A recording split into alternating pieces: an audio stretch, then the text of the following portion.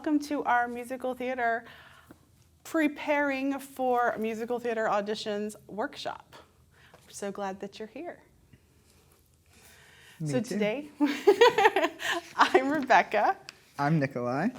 And we're just going to be going through some good rules of thumb to have for preparing your audition materials. So anytime you audition for a musical especially, you want to make sure that you have something ready to go, ready to perform, and that you don't have to put a lot of extra work into. So what if you find out about an audition 2 days beforehand? You want to have something ready. You're like, all right, yes, I can do this audition. So we're going to do just kind of a brief history. Oh, look, it's me. We're going to do just a brief history of the different types of musical theater songs and how you can include them in your audition rep. So to get started with our history, we'll go to our first slide here. Musical eras. Okay, so sometimes when you're auditioning for a show, you will be asked to sing a certain type of song, right? You might be asked to sing a standard musical theater piece or a traditional musical piece or something from perhaps the golden age of musical theater. And that is generally pre-1960s. And that can include musicals like The Sound of Music, My Fair Lady, all of the big like Rodgers and Hammerstein musicals that you hear about. The big classics. The classic musicals that you maybe have seen movie versions of, although, I don't know, do people watch musicals anymore? Yes. I'm not, Yeah. I'm not sure. But so when we talk about traditional musical theater, that's what that means. Pre-1960, before musicals start getting influenced by pop music and rock music. Through Gene Kelly, Fred Astaire, Singing in the Rain. Yeah, does that kind of fit Singing in the that, or Rain. is that Those musicals, exactly. big dance numbers. Yes, big dance numbers. Oklahoma, that's a good example. A lot of the movie musicals from back then, of course, even from the 30s and 40s. The 30s musicals have more of the, like what today we might call jazz standards, like songs that you may have heard Frank Sinatra sing or jazz musicians perform now. A lot of them got their start in musicals. Do you know any of these names we talked about so far? Or any of these big musicals? That's what we want to try to do. So we'll start. It's a good thing. A lot of people don't study them or learn them, but if we True. start watching them now, you want a couple in your repertoire. Have you ever heard? Hello, Dolly. There we go. Hello, Dolly. You've seen all of it. It's a whole new It's a world big, for you. You gotta. Big musicals. So to go on after the Golden Age, what we'll call contemporary musical theater, even though some of this contemporary is before any of us were born, 1960 forward, but with little to no pop rock influence. So shows like Chicago, Cabaret, and then even into more modern times, shows like Ragtime, shows like A New Brain. These are all very obscure. I'm being very I'm struggling here outside of Chicago. helpful for these. But generally speaking, the musicals that happened after 1960 that don't have a lot of pop rock influence and are not the big mega musicals of like the 1980s, which we will go to next. It's probably the most Next we'll go to recognizable one, right? the pop musicals. Pop influenced musicals. That would be the Stephen Schwartz musicals, like Wicked. Wicked would be considered pop influenced, and A Chorus Line, that would be considered pop influenced. Some Andrew Lloyd Webber stuff, Cats. Possibly Cats. Jesus Christ Superstar would be one. The And then newer composers, Lin-Manuel Miranda, Hamilton, In the Heights, all pop-influenced What's the one you scores. like? Rent. Rent. And Hugh Jackman's Greatest Showman would count in this? The Greatest Showman, yes, definitely. The Greatest Showman would count as pop-influenced. Some more modern musical, Dear Evan Hansen would count as pop-influenced. And also some of the older, like 70s musicals like Pippin or Godspell, things like that would count as pop-influenced. And then to move on to rock-influenced, so many genres, so little time. Those are musicals by, for instance, Elton John, like the musical Aida. That would include Rent by Jonathan Larson. So there's a lot more of a rock sound to the music in these musicals. So you said you like Rent? So it's got that much more of a driving beat. It's got a lot more what we would think of as rock instruments playing, and the vocal styles of the singers are a lot more rock influenced. It's got a grittier sound to the vocals and things like that. Spring Awakening would fit in that? Spring Awakening, yes, definitely. And so when you're going through the music you want to audition with, it's good to have a little something from every group. Because sometimes you'll go to an audition and you won't be asked for anything in particular. They'll just say, sing a song or sing this much of a song. And you can sing whatever you want as long as it showcases your voice and you sing it really, really well. So when you're and that you'll find that more often in like local theater stuff. Usually they don't care. If you're going to a big audition for a professional company or an off-Broadway or even a semi-professional company, anything like that, you'll be asked more specific, and it might be show specific as well. So if we move on to the next slide, we're going to go to the mega musicals, the pop opera genre, if you will.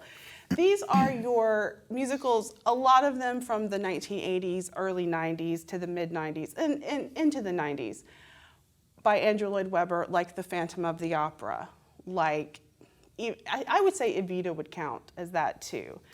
And is this where Les Mis? This is where Les Mis would go, and Miss Saigon. Those shows that are, we call them pop opera. A lot of people think Phantom of the Opera is opera. It's not, but don't get me on my soapbox about that one.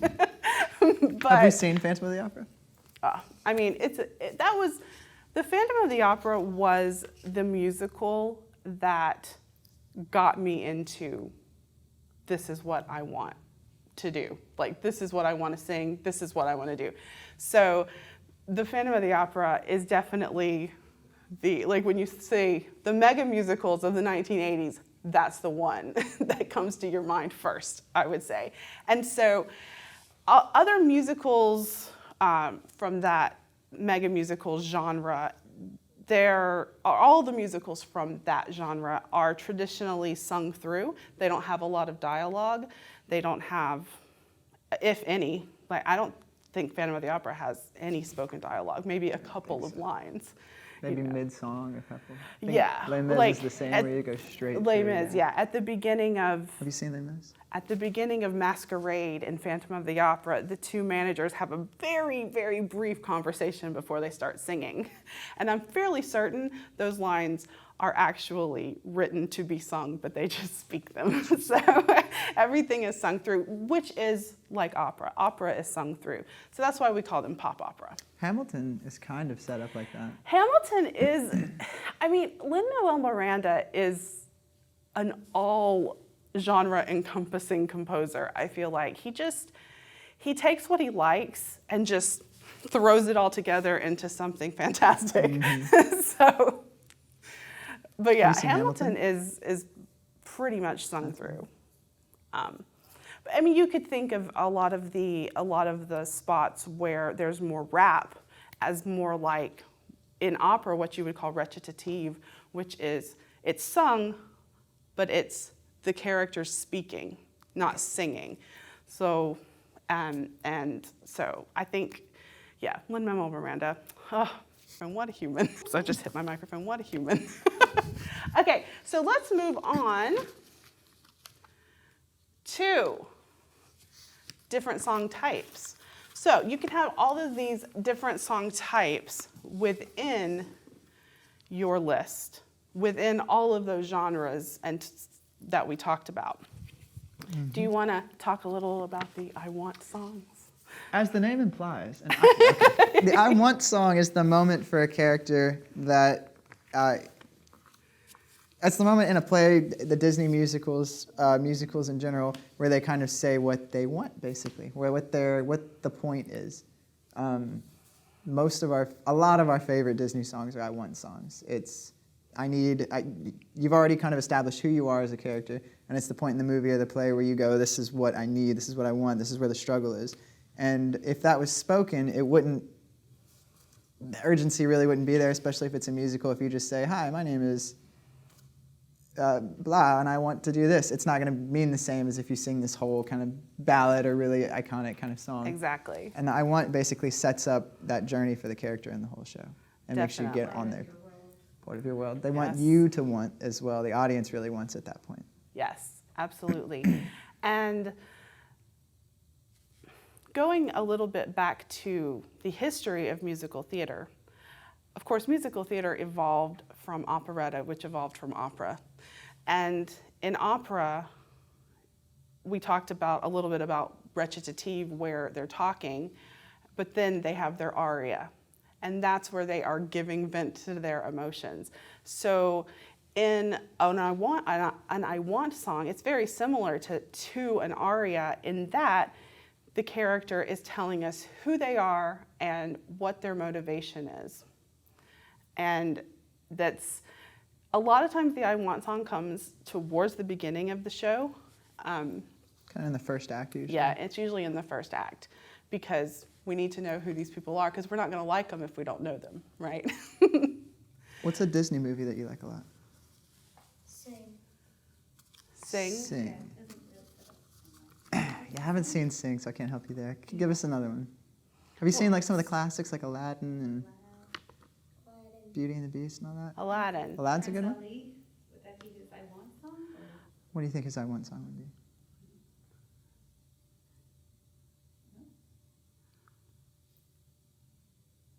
That's a good question, honestly. Well, no, I mean, that's a good question. So, because One Jump Ahead is kind of an I Am song, not so much an I Want song. yeah, exactly. Right. In the musical, not the movie, in the musical, Aladdin has a song called Proud of Your Boy. Yeah. Which he's singing, apparently he has a mother in the musical, which he's singing about. I know, they cut a lot from the movie to the musical. It's a little different. They changed a lot. No, it's they made a stage production, a Broadway musical of Aladdin. So they added songs and they made it more stagey than movie. So yeah, he has a song called Proud of Your Boy, and the whole song is proud of your boy, I'll make you proud of your boy. And I think is his I Want song. He wants to make his mother proud. He wants to be a better person. He talks about in the song about how he's been all of these bad things, but he's gonna do better, but she has to do better too. Like it's a great song. Some more modern examples would be like Moana, How Far I'll Go. How Far I'll Go. Can't Wait to Be King is one of the best ones, absolutely. Yes, absolutely. You really get with Simba on how excited he is to get there. Yeah. In Frozen, it would be Anna's For the First Time in 7 Forever. a.m. the usual. No, that's a different song. That's also an I Want song, yeah. That's an I Want song. Go through some of the Disney classics and see if you can find some that you... Beauty and the Beast would be Belle, maybe? Yeah. Yeah, she sings. Yeah, in the musical, she sings Home. It's a fun challenge to go back and watch some of the classic Disney movies and try to find the I Want songs in there and start to pick out where they're at. Definitely. They're usually some of the more popular songs too. Yeah. Some of the most memorable ones, because there's so much emotion behind wanting something. The character's on the edge. Mm-hmm. I want a lot of things. Write an I Want song for your Yeah, biopic. you could have your own I Want song. All right, let's move on to the next one. Oh, these are examples from musicals. The Wizard and I from Wicked, My Shot from Hamilton, Corner of the Sky from Pippin. If you know, Something's Coming from West Side Story. I think I would like Hamilton. Yeah. That's a All good right, and then the character song. Character song can also be an I Want song. Like that we can have cross types as well, or mixed types of songs. And it gives the audience a clear understanding of what the character is about, who the character is as a person. Could that also be kind of an I Am song? Yes, definitely, definitely. Have you seen Beauty and the Beast? Gaston? That whole song is just, No hi, my name is one- Gaston, I'm great. Whatever, like Gaston. Yeah. That's just I saying, mean, this is that who I one, am. he barely even sings it about himself. He's so into himself that someone else has to sing it, has to proclaim his greatness to him. And it can also be I could be wrong, but I think I Want song can also be a group, a community saying, no, an I Am song could also An I be like song, a yeah. group, like in Moana, the We Are the Island song, whatever that one in the beginning is Yeah. them kind of saying, this is who we are. And in the other, Lin-Manuel, In the Heights? In the Heights, They kinda yeah, have, the like, the first, block the kinda- first opening number of It In could be the a Heights. personal thing, or it could be a group thing. This is who we Yeah. are, this is who I am. Yeah, it just sets up who they are as a character. Usually near the beginning. Yeah. If you write musical in your life, we need to know who you are first. Yes. I am Liam, this is my song. So you would go out with an I am song before, and I want, we're going to know who you are, and then we'll care Then about we what find you out want. what you yeah. want. You might do them both in the same song, but Literally, My Fair Lady. All I want is a room somewhere. That is a classic example of an I Want song, as well as a character song. Like Funny Girl. What did she sing at the bottom of the staircase? the When she's What's the New York outside, one? like, Romana's place? I know what you're talking my about. brain just All went I'm thinking blank. about is the fairy one. Is there any in Cinderella? Cinderella? She sings, "A dream is a wish your heart makes." She's wishing, she's dreaming for another life. It's kind of an I want, yeah. That's an I Want song, definitely. What about, is there one in Lion King? Would there be an I am song in Lion King? Or a character Circle of song? Life, maybe. Circle of Life, kind of talking about everything. Sound Because of they're kind of. Music. Do you like Sound of Sound of Music. I can't remember what That's the one that she sings on the way to the, I can't remember what Sound of Music is. I don't know why. It's the one with all of the children and the nuns you know that one. Mhm. Oh. and World War II.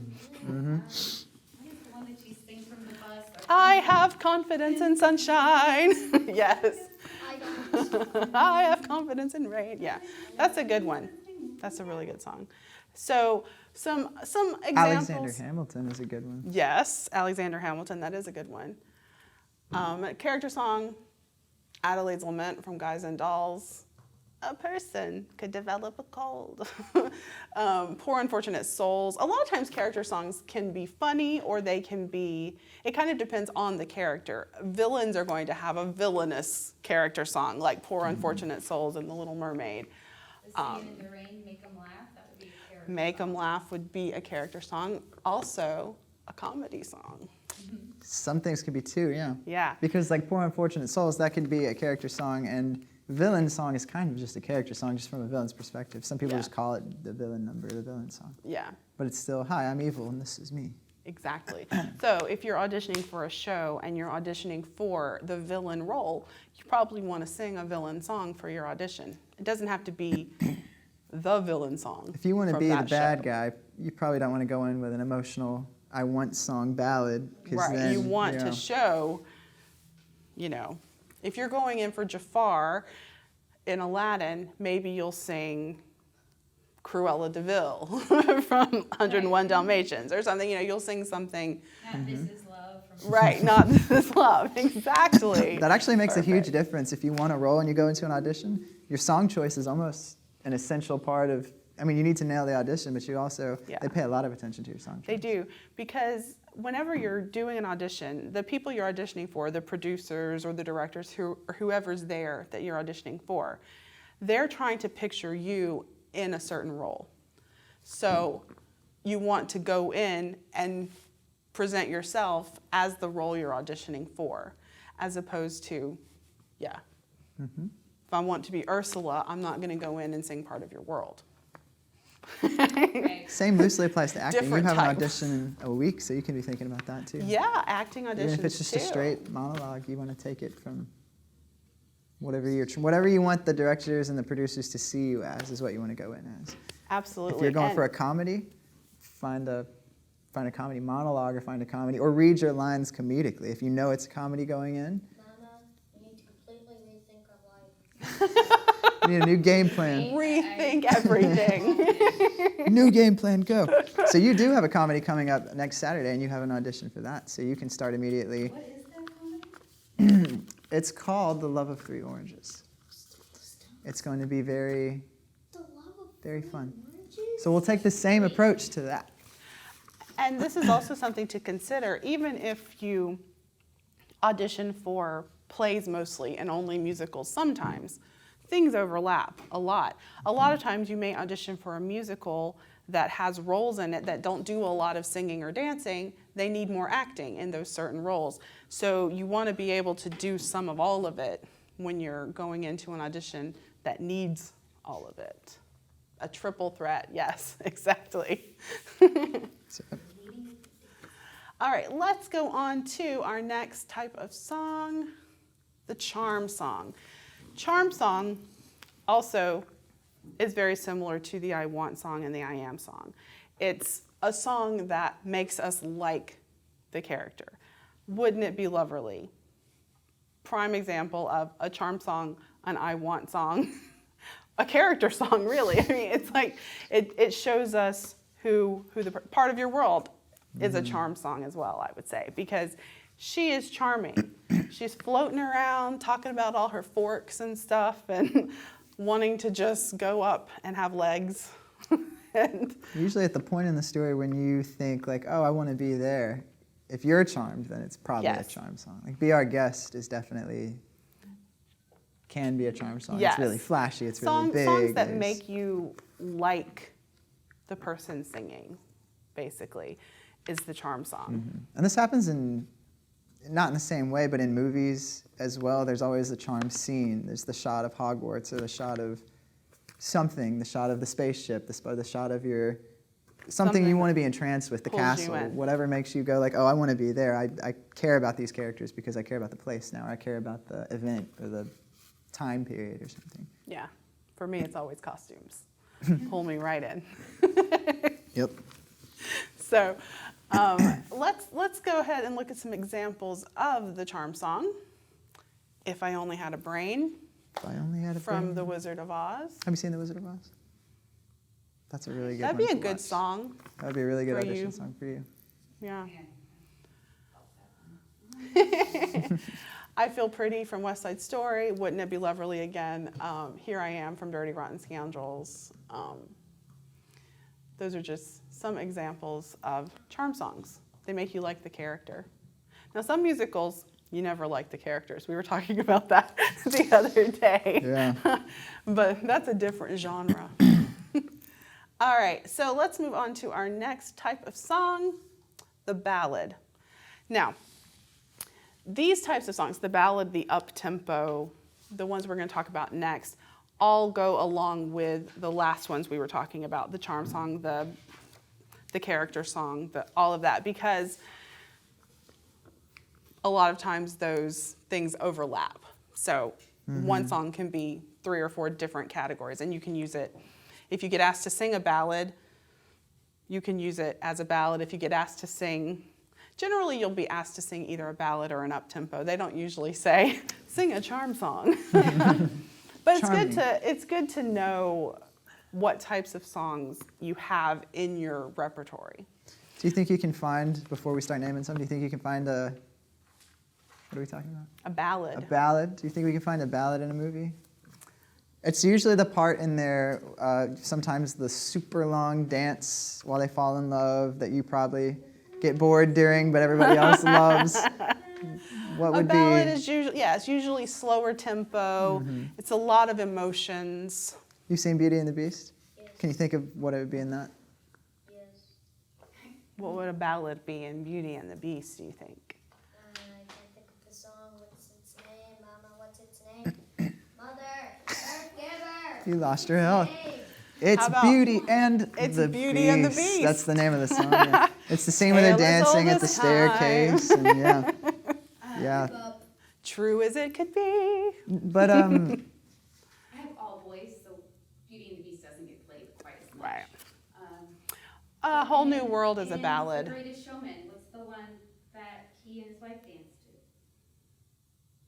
Liam? It's Mother, Earth Giver. What's it called? A Million Dreams is a ballad. A Million Dreams would be a ballad, yeah. I still haven't seen Yeah. that show. Yeah. Never Enough is a ballad from The Greatest Showman. I can see that. That's the opera singer. Yeah. So yeah, some examples of the ballad: "Burn" from Hamilton, "If I Can't Love Her" from Beauty and the Beast, "Still Hurting" from The Last 5 Years, "I Have Dreamed" from The King and I. Just some different. They're slow. They don't have to be super slow, but they're slower tempo. They are all about emotion. Most of the time about love. That's how it is. Yeah. I had a student one time, they're like, "Is every song about love?" Like, well, Yes. Almost. kind of, yeah. I mean, what else is there to sing about? Yeah. A Whole New World. You said that. A Whole Yeah, A Whole New New World is a World's a great one. ballad. Yeah. Let's see, Mary Can Poppins. You Feel the Love Tonight? Yeah, There's Can a You Feel the- ballad. That's a ballad. And Mary Poppins, "Feed the Birds" is a ballad. Yeah, there are lots of It's the Chimney song. Chimney, That would be a chim, charm chimney. song. That would be a charm song. You want to be on those chimney Absolutely. tops, yeah. All right, so our next type is the up-tempo song. What do you think an up-tempo song might be? You like these. The first song in Aladdin. Gotta Gotta jump. Dun, dun, dun, dun, dun, dun, dun. Yeah, that's a charm song, I think, and I think that's a charm song and an up-tempo, up-tempo. yeah. Absolutely. You kind of double do there. It makes you want to get up Yeah. and dance, but you also want to be an Agrabah, so you're... Yeah, it's fun. And it makes you like him. So, yeah, you find him charming even though he's riff-raff, a street rat or whatever. You still like him and because he's charming and he sings. The Genie I mean, song that's is why almost... I like people. What's the Genie song? Never Had a Friend Like Friend Me. That one's That's a an charm song and up-tempo, an yeah. up-tempo song. That's All the ones you want to get up and dance to are... Those are your up-tempo numbers.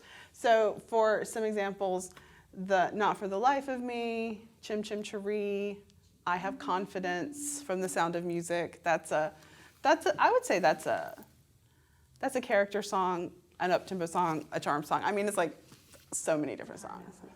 Yeah, from Annie.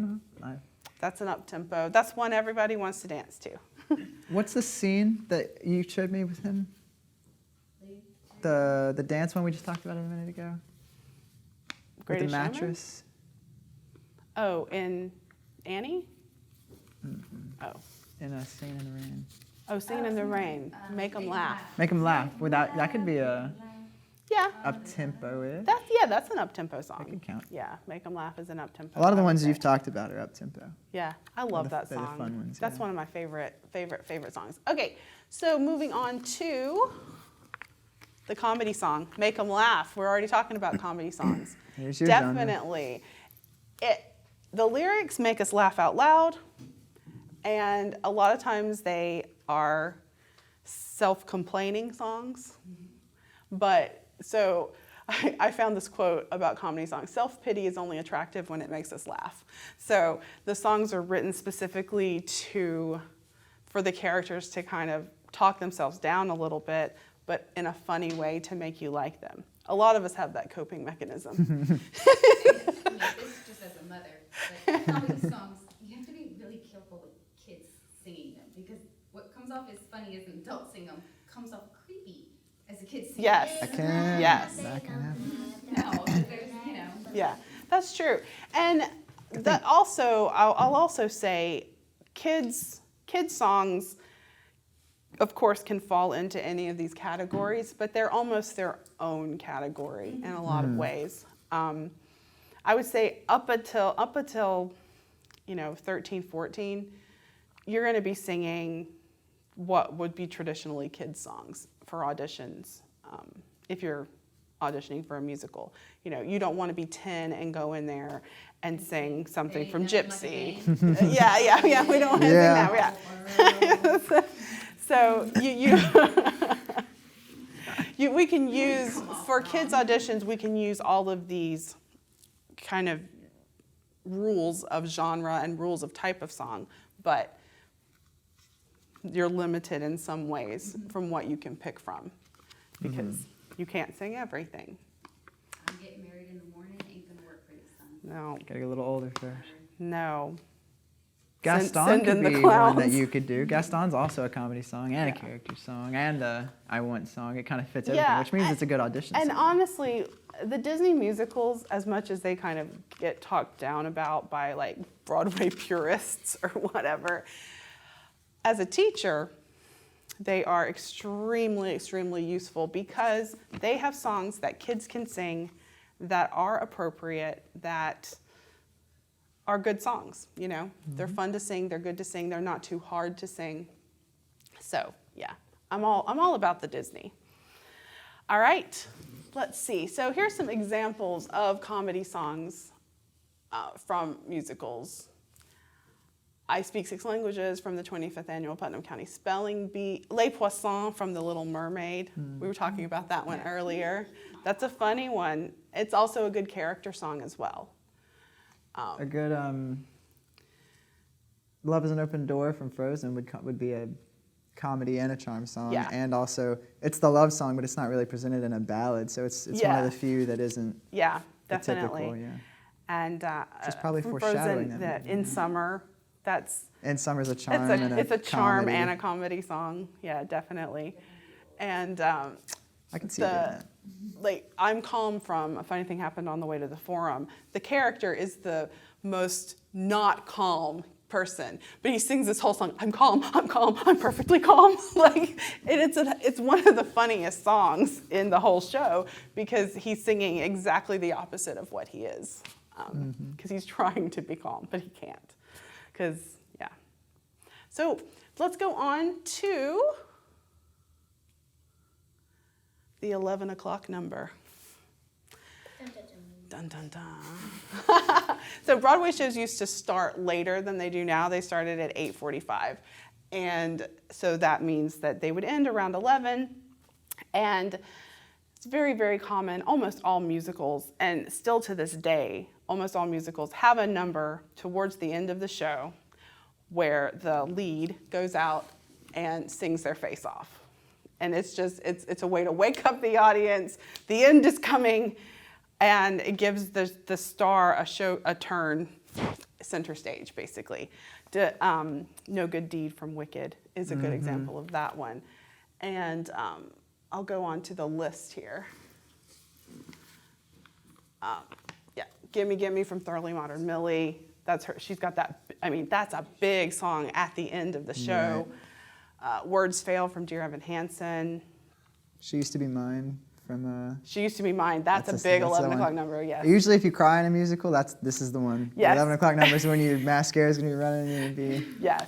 So in Wicked, No Good Deed, she's, her love is gone, everything's falling apart, she's ruined everything, and no good deed goes unpunished. It's a big emotional piece. And the 11 o'clock numbers are usually pretty high energy unless the character is, unless it's the end, Yeah. unless they're like, I've got nothing more to give, and then they have a really sad song at the end. Yeah. But it's usually something that gets the audience energized again towards the end of the show. And a lot of times in movies and musicals and storytelling in general, it's at the character's lowest or at the most desperate or at the point where they flip. The point that... Sing too. Did somebody go that low and sing too? What Haven't seen happens Sing then? 2. What's the song? Mother. Can't phone a friend every time, pal. I'm sure there is one, because all good stories, the characters hit just the lowest. You're like, whoa, how are we going to recover from this? What's next? Yeah. How do we get to the end? Everything's changed. Yeah. Our castle's been broken. Like the world that we charmed you with earlier that you wanted to go to. Hello Dolly, when he realizes that she's the one he wants and he sings the song. How come nobody can think of the song? Her number is After the big Hello Dolly thing, she walks out yeah, slapping around. and yes, wave your little hand and whisper so long, dearie. That's her 11 o'clock number. Yeah. And you can have a few, right? Because in Les Mis, it's kind of hard to pick. You've got a lot of just tragedy going downhill, downhill, It's down. like this competition of us Yeah, to get how lower. low can We you never go? stop singing. So you can have, you can have Put it on 11 the o'clock turntable. Just go around and round. section rather than a Yeah. song, too. Yeah, and I feel like a lot of those, the mega musicals definitely have, because they're so big, they have such big choruses, they have just so many characters that it's almost like everyone gets there on the 11 o'clock number. There's no star. But, actually, I would say for Les Mis, the 11 o'clock number, the two I would call 11 o'clock numbers would be Bring Him Home and Empty Chairs at Empty Tables. I could see that. I would also think A Little Fall of Rain, because that's right at the... It is. But it's kind of like a yeah. pre-11 o'clock number. But like Empty Chairs at Empty Tables definitely is closest to the end. Right. And it's the biggest number, and it's when all all his dead friends come out, and that might be the 11 o'clock number of Les I think Mis. so. Like number of Sound of Music. Edelweiss? Is it pre-Nazis? I guess it could be Edelweiss. I think it's Edelweiss. I mean, that's the That big comes early in the emotional show. moment of the show. That's right before they escape. Yeah. 11 o'clock numbers are really, really, most actors probably one of their favorite things to do. And in an audition book, you absolutely want to have some of those, because we've all been low at some form or another. Even if you're 6, you've had a moment. You've had a moment where you're, Yeah. you're low. In the bar by himself. Yes, And so that's really I would fun call to... that And everyone else comes in. the 11 o'clock number of that one, Exactly. yeah. And that's just empathy. If you've been a human for more than a couple of years, you know how it feels to be at the bottom somewhere. So it's really fun to pour that into whatever song this is, Yeah. whatever age you're auditioning for, whatever role you're trying to play, or even if Yeah. you're cast and once you're playing and you have to do the same thing night after night. People always ask, "Oh, I wonder how you do the same show twice a day, every single week for like 3 years." It shouldn't really get old, because you're not just going up there and singing a song. You're really kind of sweating it out and putting. You're a ton of being the passion. song. Yeah. You're being the character. And that's one of the easier ones to be. I could see getting burnt out on Be Our Guest every night, because you dance, sing, point, and you get off stage and you get some water. But for, Right. for these, I think you really wait to. She Fly Away and Fly Away and Catch Me If You Can Me could If be You a really good Can. one, too. Oh yeah, that's a good one. So much emotion. Okay, let us move on to the next slide. So we talked a little bit already about this crossing song types: the ballad, the charm song, the I want, all in one, part of your world. Character and comedy: I'm calm. Up tempo: I want, 11 o'clock, gimme from Thoroughly Modern Millie or No Good Deed. All of those would go in the crossing song types. Would It's Quiet Uptown count as Hamilton's 11 o'clock? Ooh, that's a good question. A ballad and an 11 o'clock maybe? Oh, maybe, yeah. Burn could also be an 11 o'clock. Yeah, there's so much packed into the end of Hamilton. I feel it's hard to pick. I mean, I feel, as far as personally watching it, I pretty much never stopped crying. so what the biggest emotional punch was, I couldn't say. But probably It's Quiet Uptown. I mean. Usually the musicals you like the most are going to have a good hybrid. Usually if it's one I want, one character, one 11 o'clock, and then go home, you're not gonna remember it. But if it's a ton of if it's a ton of mixed, then you really have to think about, oh, this could be this, and this, and this, and this.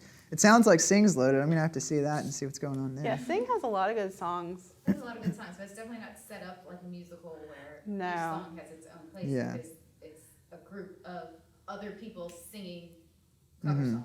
So, And even in the oddest way, it does. When Johnny sings "I'm Still Standing," that's kind of an 11 o'clock because he's low. right. I mean, he Yeah. may be on in his stage, storyline, yes. Yeah. And like the whole movie. so it's an so up tempo. Each person has, their Yeah. own. But it's still he's still Yeah. kind of freaking out, and he still hasn't had that moment with his dad yet. So Yeah. even I mean, I would like, consider these, that. Like, Yeah. that thrills, they're multiplying. Would that be an 11 o'clock, or would that be a closing? that I would mean, after that, you only got like a. that's kind of the payoff. I don't know if that's 11 o'clock. Yeah. Does Grease have an 11 o'clock number? It might. I don't know if it does in the movie. It might in the actual show. Stranded at the Drive-In, maybe. They have that long scene in An American in Paris that La La Land recreated in that kind of classic jazz deal of this is how it could have gone, and then he does the dance number for 20 minutes where he imagines what life with the girl would have looked like the whole time, and then he wakes up on the balcony alone. So I love it. the big drama you love so much is usually that 11 o'clock, Yeah. I'm at my lowest, and then she comes out of the car and loves you in the end. That would be the payoff. But Yeah. yeah, I think Grease that's more of a payoff. Yeah. I think that's more. That What are definitely. those called? Is that next, or do we? Does that have an official name? That big The finale. finale. song? I mean, I don't think it has an official name. The one where either everyone comes out and sings, or Yeah. usually everyone comes out and sings. the cap, the the big reprise, final. reprise if you're fancy, reprise if you're. All right, so let's go on. So I gave, in the handout, I gave you a way to organize your book, basically, and just the different types of songs that you wanna have.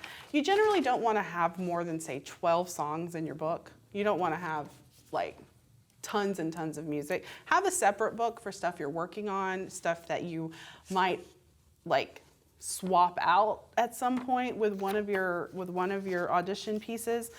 But for your audition pieces, you definitely want to have at least one of each of these categories, I would say. You also want to put in some music that does not come from musicals, like a pop, rock, jazz type songs, because a lot of musicals nowadays are jukebox musicals, is what we call them, where like Mamma Mia is all ABBA songs. Sing would be a jukebox Yeah, musical. sing would be, yeah, exactly. So you want to be able to sing some of those types of songs as well. Like for me in my list, I consider that like an extra category because I'm not the voice type that's going to audition for that show because I don't have that type of voice. So it kind of depends on what your voice type is, what your strengths are basically. But I still have a pop song in my rep just in Right. case. It's not that uncommon if you were to come to an audition prepped with, a couple songs you knew and you sang a good I Want and a good charm song or something like that to kind of fit the vibe of my show. But my character, we're also kind of living in a pop world, and I asked you to sing an Elton John song. It's not a bad thing to, because they'll do that. We'll randomly spring, hey, do you know something rock? Can you do a Billy Joel or an Elton John or a, something bright and poppy? And if you have that as well, that really helps you out in an audition. Yeah, if you so kinda you have it definitely want to be as versatile as possible in your audition rep. So that's why you have a ballad, an up-tempo from each category. And then you have your extras in there. I didn't have a slide about this, but Stephen Sondheim gets his own category because he wrote Into the Woods, he wrote Sunday in the Park with George, a lot of kind of iconic musicals that for some reason theaters perform Into the Woods a lot with kids, and I'm not sure why, but they do. I think it's because it's fairy tales. But Sondheim auditions you should only really sing a Sondheim song for a Sondheim audition because his music is so complex. You need to show that you can sing his music, and his music is like no other. So you don't want to go into a Sondheim audition and sing Part of Your World from The Little Mermaid because, yeah. Right. Yeah.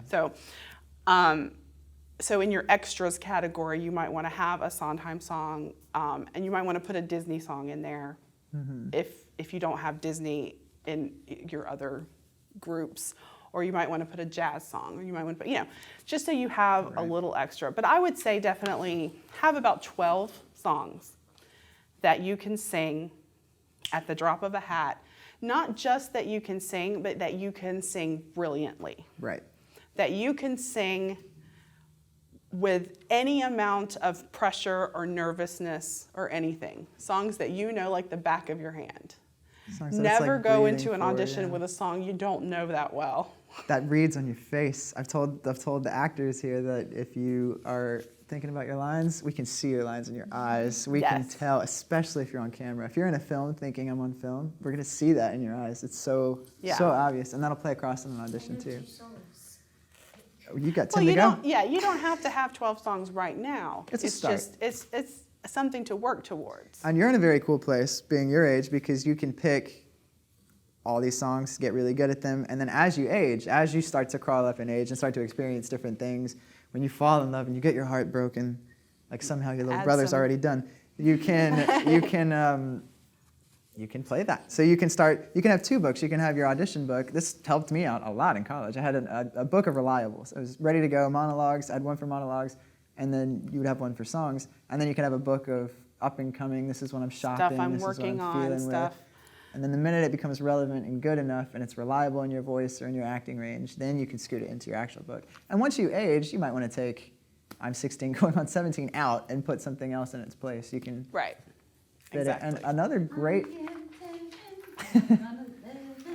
thing you can add and kind of practice here is if 12 songs brilliantly is a lot to do, and you might think I'll get bored with it. And there's a great chance right there to start falling in love with material, because if you're going to get bored with 12 audition songs over and over again, you're not playing the same character every night for years on end or weeks on end or months on end, whatever it is.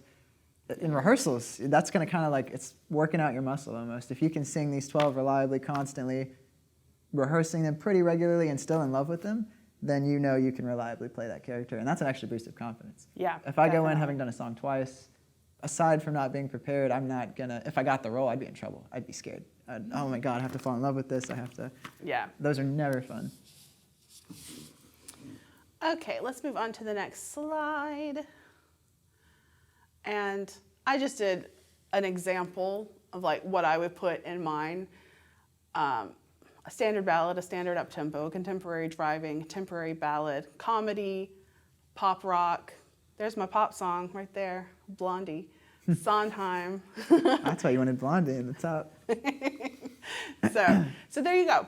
And then quickly here, when you're making your cuts, this is where we're going to need your help. We're going to use you as an example. Yes. We're going to cut your song up. So generally, when you're at an audition, you're not going to be asked to sing the whole song.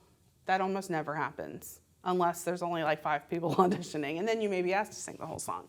But generally speaking, you're not going to sing the whole song. You're going to be asked for a 16-bar cut or a 32-bar cut. And generally people are like, I don't even know what that means, right? So a bar is a measure. So 16 measures, that's not very much. So would you, let's see, let me get my book out and I'll show you. You want to come up to the piano and I'll kind of show you.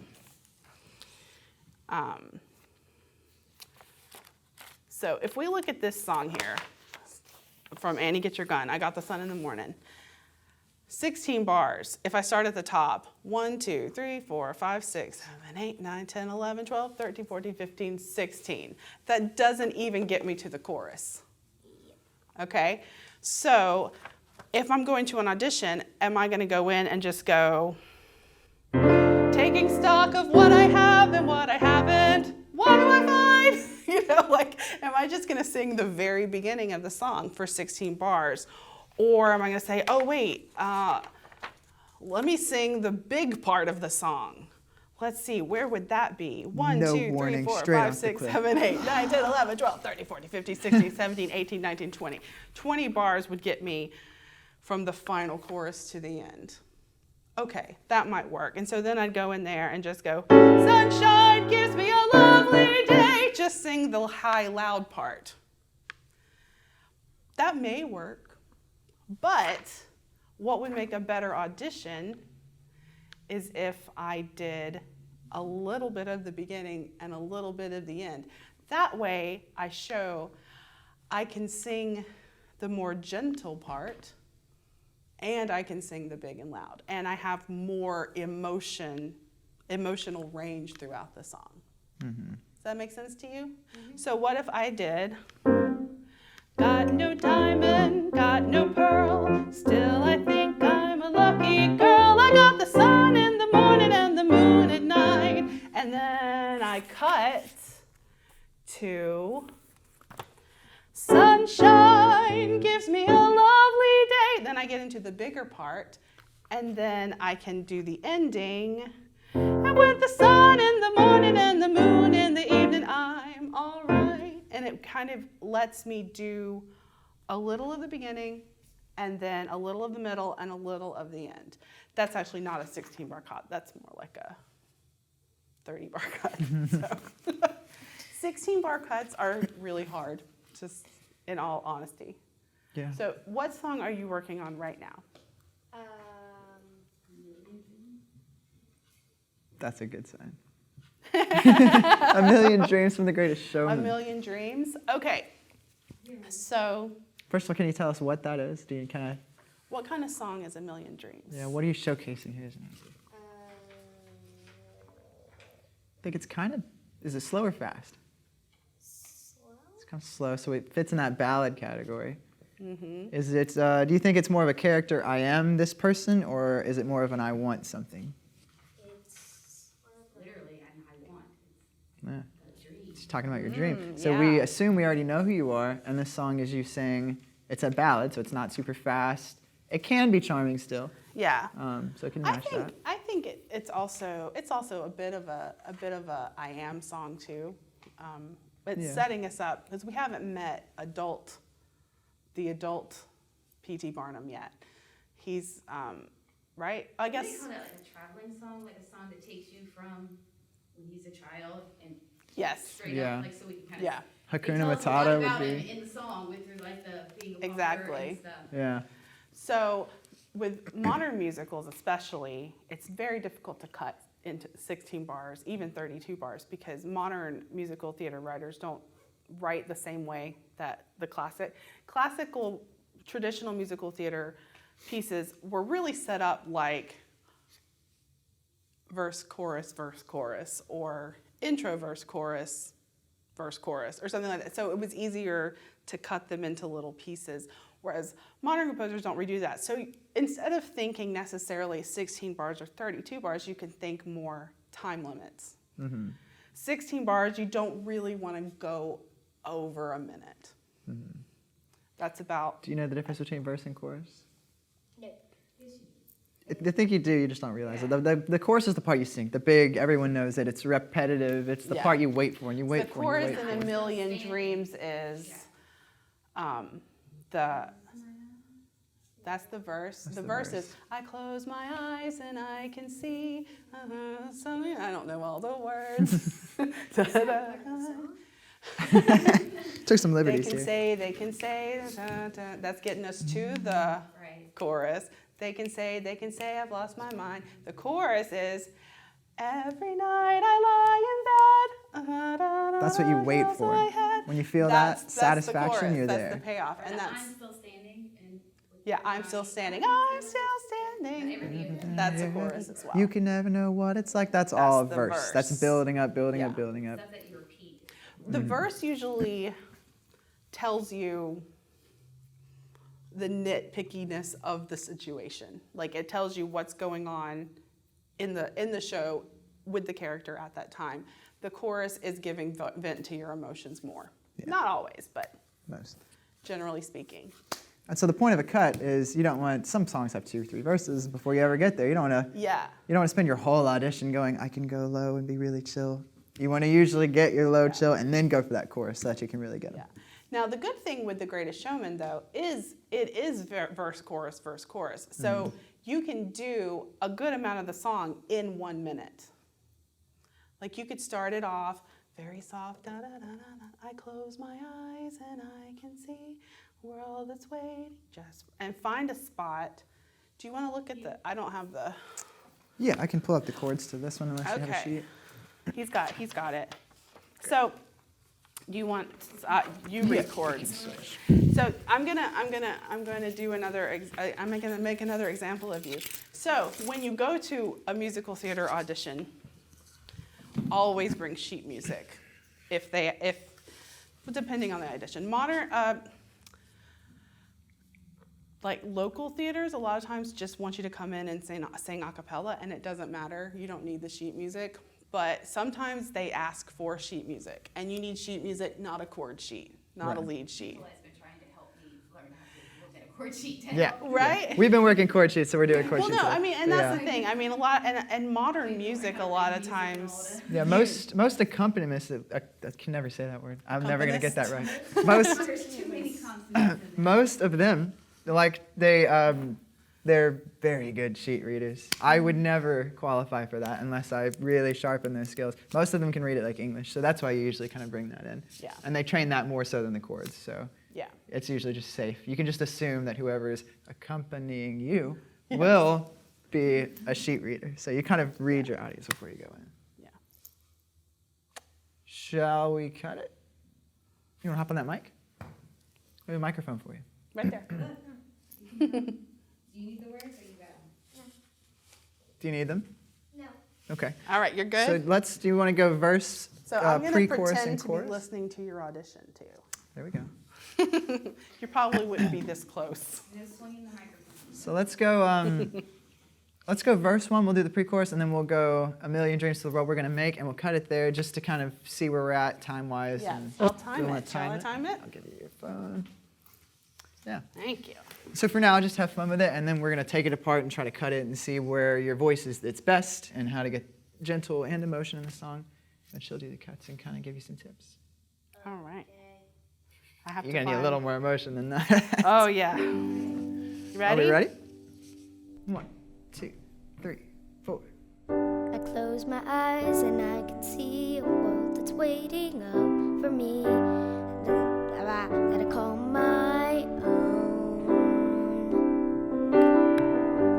Through the dark, through the door, through where no one's been before, but it feels like home.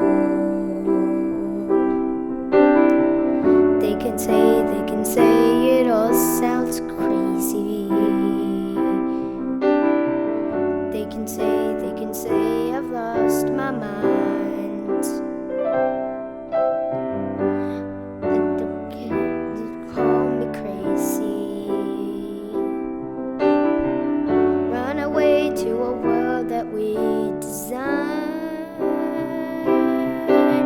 'Cause every night I lie in bed, the brightest colors fill my head. A million dreams are keeping me awake. I think of what the world could be, a vision of the one I see. A million dreams is all it's gonna take. Oh, a million dreams for the world we're gonna make. All right. So that's about Yeah. a minute and a half. Yeah. All right. So that would work for a 32 bar cut. Absolutely. So like if you were asked for 32 bars, that much would work. If you wanted to cut it further and get it closer to 16, I would maybe leave out Cut the chorus some verse of in the half and cut the pre-chorus in yeah, half. like do half of the verse, half of the pre-chorus, and then go to the chorus. Does that make sense? Nope. So You the want me to verse, sing it the for verse you was so you the can hear it? close my eyes. Wait, no, I lied. Close my eyes and I can So see. I can see I a don't know the world tune. that's waiting up for me. I barely know it. And that I call my. That's halfway through your verse. So that's probably where we want to. Yeah, and then into. This They can say it all sounds crazy.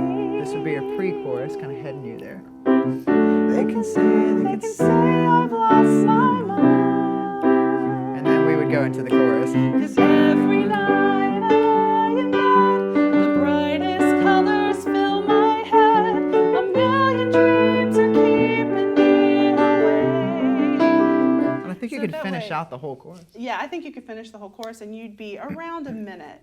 And I think that would So what you've done is shown us a little bit of a lower, calmer, sweeter side, and then we got a little bit of this, oh, it's coming, get excited, it's coming, Yeah. get excited, and then you're giving us kind of the whole thing. Yeah. So you're showing us the sweetness in your voice, you're showing us the, great performance by the way, that sounded great.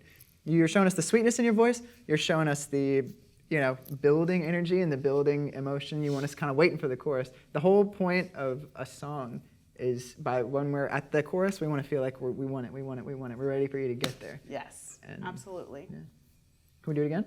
Okay. Let's try with these Can you cuts. sing it? I'm going to put my phone down here. Instead of the intro verse, what about the second verse and the chorus? Because it has a little more variety in it. Through the dark, through the door.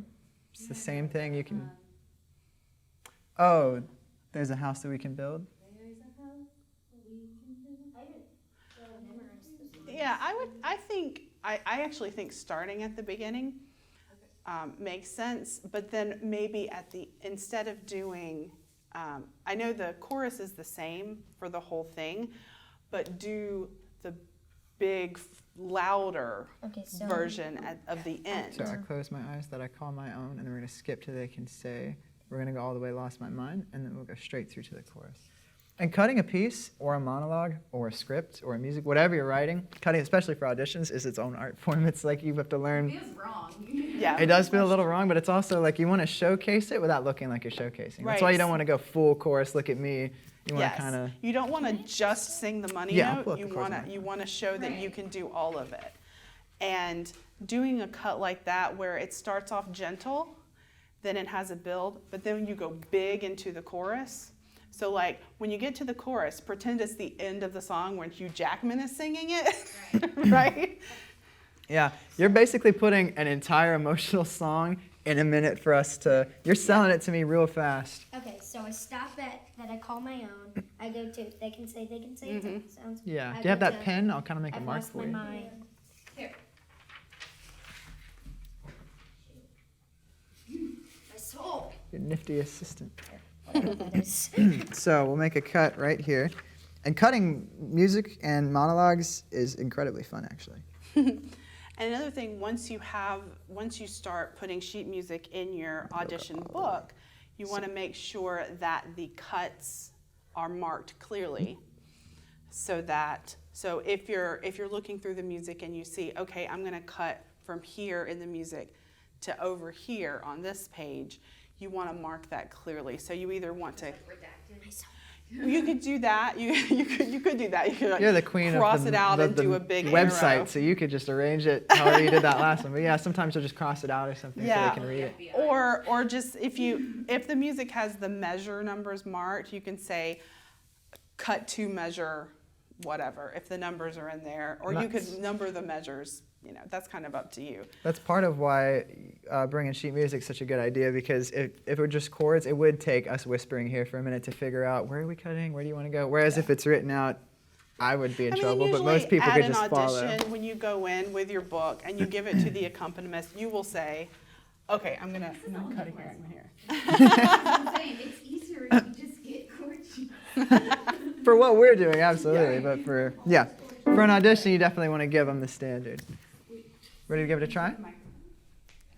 Okay. Yeah, you probably don't need to get not that close. Stay Yeah, about. I think you're good. Yeah. You're good where you are.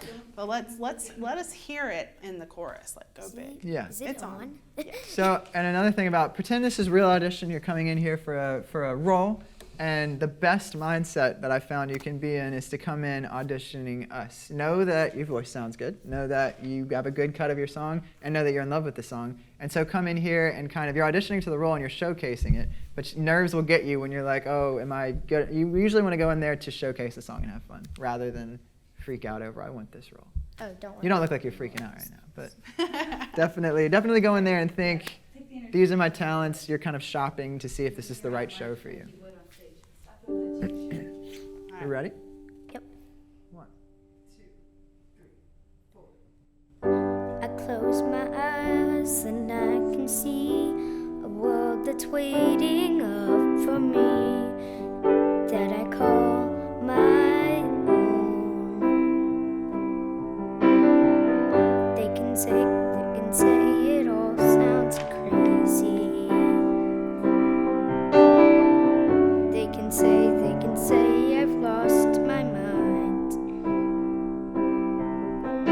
'Cause every night I lie in bed, the brightest colors fill my head. A million dreams are keeping me awake. I think of what the world could be, a vision of the one I see. A million dreams is all it's gonna take. A million dreams for the world we're gonna make. Yeah. Nice. Yeah. Okay, so I'm going to do a little pretend with you really quick. So let's pretend that you knew the song, like it was memorized. I know that you're just learning this song, so I'm not gonna be like, you sang that wrong, because I'm not gonna do that. But let's pretend that you are auditioning and your accompanist plays something wrong. I did do something. What he did, right? He forgot to skip. He forgot the cut. Okay, so what You if throw that something. happened in real life? What would you do in real life? What do you think you should do at an audition if that happens? Oh, I know. What? Tell the boss. The boss would probably know. The boss has already fired the accompaniment of it is. Yeah. So- the It's a accompanist. good question though. Do you say stop, redo, or do you keep rolling with it? I would say, so this is coming from the world of opera where you don't want to be a diva. You just keep going. Like, you don't worry about what they're doing. If you know your song, you know your song. It doesn't matter what they're playing. You know what I mean? So even if the chords underneath sound wrong, you kept going. You were singing Yeah. what you were supposed to sing, so you did the right thing. However, I did see it on your face, right? You were like, which it's hard to control our faces when weird things happen, right? But if you just keep in the mindset that I am this character, you're not you when you're auditioning. You're being someone else. So the character is going to keep singing, right? The chances of them messing Oh, it's very severely slim. to the point where you can't keep going are so slim. And if that happens, the odds are the panel will say stop. Yes, they probably would. If it was a complete Would just say, like yeah, crash and burn, They would just ask you to like, do it again. they would just say, let's start over. It wouldn't be a big deal. That'd be But every crazy, now yeah. and then, you know, a little mishap happens. But if it's not a big one, you just keep on, keep on going. Like it was like a measure, Right. right? It wasn't that big of a deal. So you just keep on Sing keeping louder on. and prouder and Just go for on the it. piano. Yeah. Or here's another question: what happens if you're in audition and you forget all the words?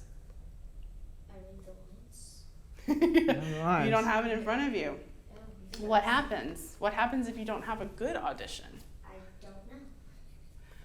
You go on to the next one. Yeah. Making up words. And Yeah. That becomes you just do what you can. You just keep as long as you singing as don't much run as you away, can. you've got a Yeah. story to tell later. You can Yeah. remember that one audition where I freaked out and just told a story or something. Yeah. You And know. bad auditions are healthy.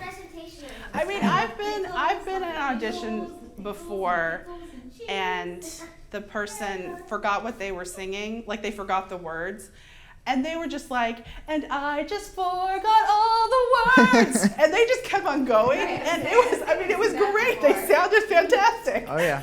Like, The more know. you perform, the more you'll learn to just fill the space and get out of there. Like So that time I did a presentation for Guests in the Bag and somebody saw it and said a penny and then I said, then today I'm going to tap dance.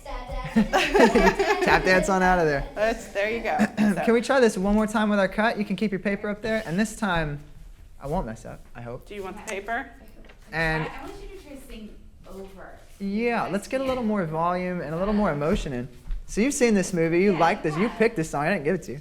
So come in here, decide why you liked it, and really try to just shock and impress us. And then when you're standing on the hook. Oh, You're I coming just in here to imagine take everybody's this in their role. underwear. So let's hear some big, You are auditioning for young P.T. Barnum. yes. I have no idea. So let's what hear that a is. really sweet beginning, and let's hear a really confident middle bit. You can get louder. That microphone's not, you're not going to hear it. It's not going to mess you up. So let's try Oh. one more time. Are you ready? So from the minute you give us the nod, you're on. You're in character. I close my eyes and I can see a world that's waiting up for me that I call my own. They can say it all sounds crazy. They can say I've lost my mind. 'Cause every night I lie in bed, the brightest colors fill my head. A million dreams are keeping me awake. I think of what the world could be, a vision of the one I see. A million dreams is all it's gonna take. Oh, a million dreams for the world we're gonna make.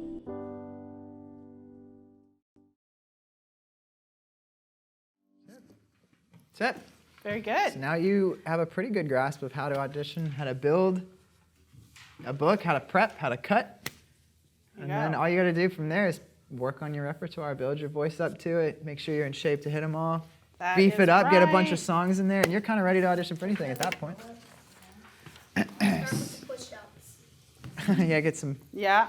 some muscle on That's you. good. So real quick, I'm going to go through tips for auditioning. Just really, really quick, just kind of one at a time. So first and foremost, be prepared, right? If you are asked to present a song or monologue, prepare your piece well. Right? A monologue, yeah. Prepare your piece well, memorize your selection, and practice, practice, practice, practice, right? So like I said before, never go in with something you're not sure of. Be kind to everyone and smile. Remember that your audition for every show begins the moment you walk in the door. You may be perfect in the audition room, but rudeness or misbehavior in the lobby will be noticed. That's a good thing for kids auditioning, because a lot of times there's a lot of like rough housing. Oh, all my friends are here. We're gonna no. Sit, be quiet. I've seen a lot of adults do some questionable Well, yeah, things adults. in lobbies too. Yeah, Let's be etiquette honest. goes a long way. A lot of We're the the times worst. you could have an amazing audition, and if you're trouble, they're automatically not thinking Yeah. about you. So Or if, even if you're like rude to someone in the lobby before you go in, you don't know who they are exactly, and just be a good person. That's the number one thing, right? Be on time. Use your waiting time wisely, which means sit, wait, warm up before you come, that kind of thing. Dress appropriately. If a lot of shows, if you're auditioning for, they'll tell you to wear something you can move in. So you want to look nicely presented, but you also want to be comfortable enough that if you're asked to do some choreography or dance audition, you can do that. Dance shoes are fine. No high heels. No flip-flops. no bare feet or socks. Or, There you go. tape that sole up. So when you go in, Do you first need new thing- shoes? Is she buying you shoes? Do I need to go get you? So when you go in, the first thing you want to do is introduce yourself and say what you're singing. You can even say what show it's from.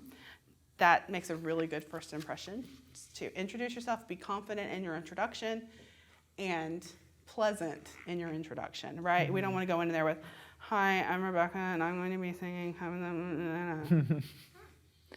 And they're like, "What? She's not getting a role." You know what I mean? So you want to cut that difference. You don't want to go in there bored. "Hi, I'm here for whatever." You don't want to go in there, "Hi, oh my God, I can't wait to get this role." I'm doing this piece because my mom told me to. Right, exactly. So you want to go in and you want to say, "Hello, I'm Rebecca Posey, and I'm going to be," and I can't even speak. So you want to practice that before you start. "Hi, I'm Rebecca Posey, and I'm going to be performing So in Love from Kiss Me Kate by Cole Porter." And then I give my accompanist the nod.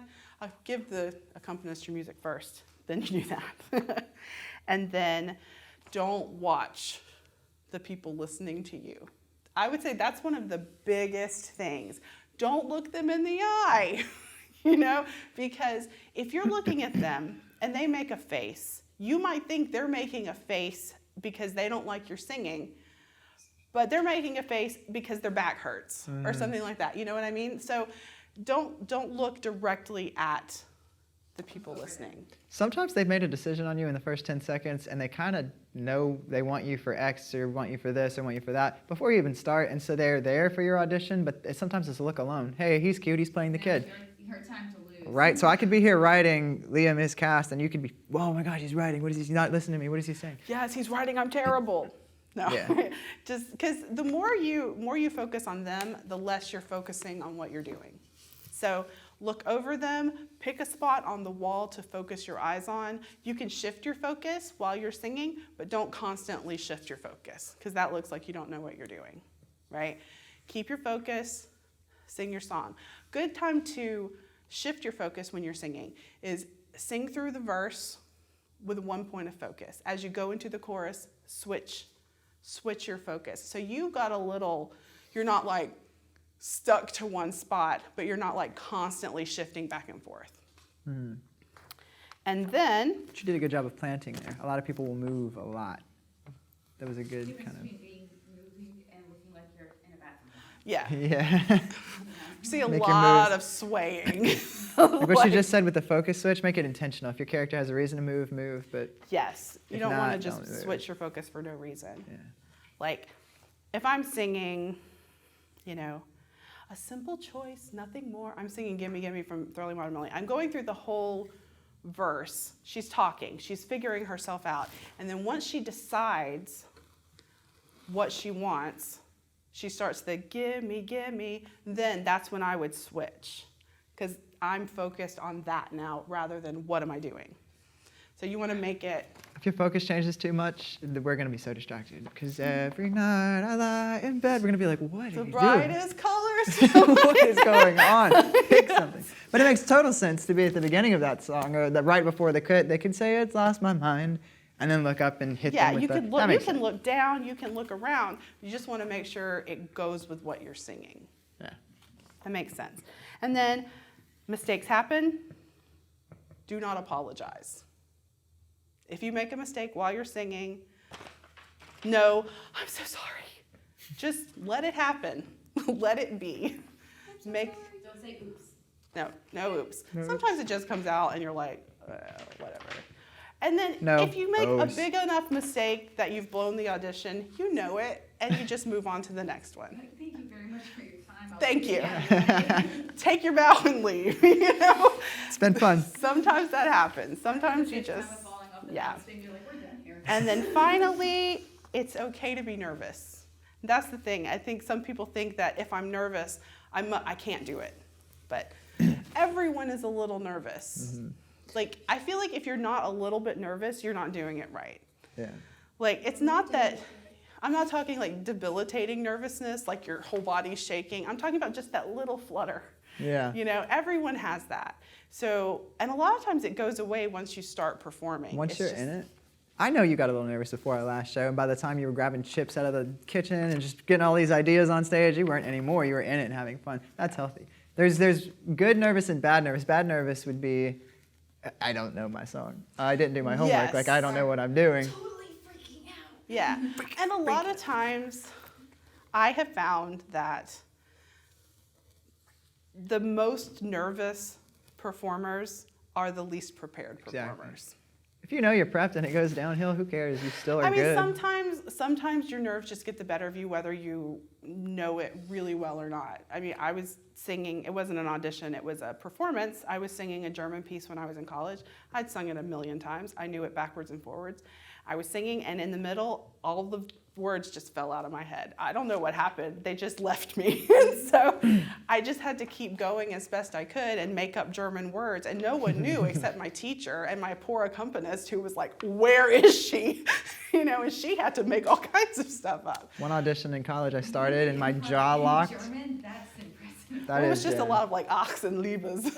Sometimes when you get up to a mic, In Russian? Yeah. you could have survived that. But yeah. Sometimes when you get up to a mic, you'll lock up and freeze up. One time my jaw just locked and I went, And then you just have a bad audition and you move on to the next one. Yeah, and it just happens sometimes. Yeah. Sometimes it's you have a good audition, sometimes you have a bad audition, sometimes you have a great audition. So the biggest thing is just have fun with it. So go out and be awesome. Yep. You take all this, keep it in your head for next week, and try the same thing with your acting audition.